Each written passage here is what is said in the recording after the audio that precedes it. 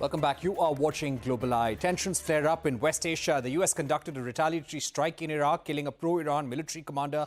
The U.S. has justified the strike as an act of self-defense against the commander who was claiming to be planning attacks on U.S. personnel. The U.S. strike came after the Islamic State claimed responsibility for the dual explosion in Iran that killed at least 100 people. Meanwhile, Israel's defense minister has prepared a post-war plan for Gaza ahead of U.S. Secretary of State Blinken's visit to the Middle East. This is Blinken's fourth visit to the Middle East in 3 months and comes amid fears of the war spreading to other regions. The Palestinian death toll has crossed 22,000, even as Israel warns of more attacks on southern Gaza. In Lebanon, thousands of Hamas sympathizers gathered to mourn the death of Hamas deputy commander who was killed in an Israeli drone strike earlier. Let me now go across to Ambassador Talmiz Ahmad, somebody who is an authority on the Middle East, our former ambassador to Saudi Arabia. Ambassador Ahmad, thank you very much for joining us on the program. What do you think about Israel's plan to continue hitting the Hamas, their post-war plan as well? You see, this has been a central issue with the Israeli attack on Gaza. It is purposeless. They say that they have stated that they want to exterminate Hamas as a military force as well as a political movement. And therefore, they have gone into this killing spree. And they've gone on and on for 3 months, and they've killed 22,000 people, but they haven't got anybody. They have not apprehended a single Hamas leader in 3 months. 22,000 dead, nearly 2 million displaced, several thousand of those who have been killed are children and women.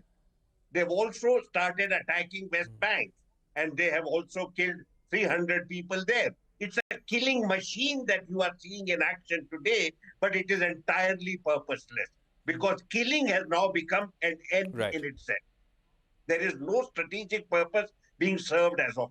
Right. Very important. You're saying no strategic purpose being solved by Israel's war against the Hamas right now, bombing of Gaza. But let me also ask you, Ambassador Ahmad, the blast that we saw in Iran earlier this week, where almost 100 people have been killed when the explosions took off near the site of the Soleimani tombs. The Islamic State has claimed responsibility for this attack. How do you put this piece of the puzzle together in light of what's happening between Israel and Hamas? If you go back to the scenario that we have today, from the very beginning, Iran has been an active supporter of Hamas.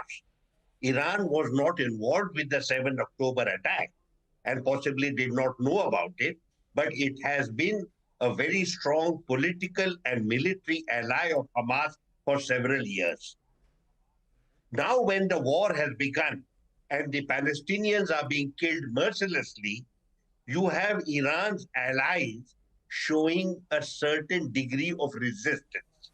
This resistance has come from Hezbollah, from the Iraqi militia in Iraq, in Baghdad and in other places, as well as from the Houthis.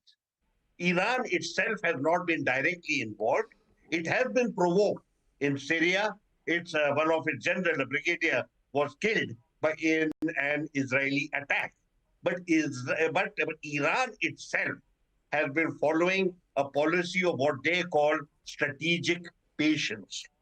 They don't want the war of attrition to go so out of hand as to lead to a regional conflagration. What you find from the Israeli side, on the other hand, is deliberate and systematic provocations. Somehow they desperately wish that Iran does something. Iran gets provoked and it retaliates. But that has not happened. With regard to the attack that happened at the mausoleum of General Qasem Soleimani, we know very little. Initially, the Iranian sources had started talking about an Israeli hand. And given the background of Israel's wanton assaults upon various Iranian targets in the past, there has been a certain degree of credibility.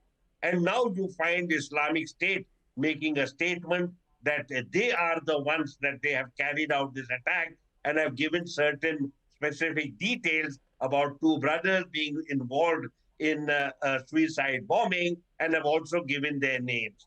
So we don't know. But what it has done, it has created an environment of uncertainty, of insecurity, and that is what we are looking at now. Thank you very much, Ambassador Talmiz Ahmad, for joining us on the program, giving us that comprehensive view and putting the different pieces of the Middle East crisis in perspective for our viewers. With that, it's a wrap on this edition of Global Eye. Thank you for watching. Goodbye.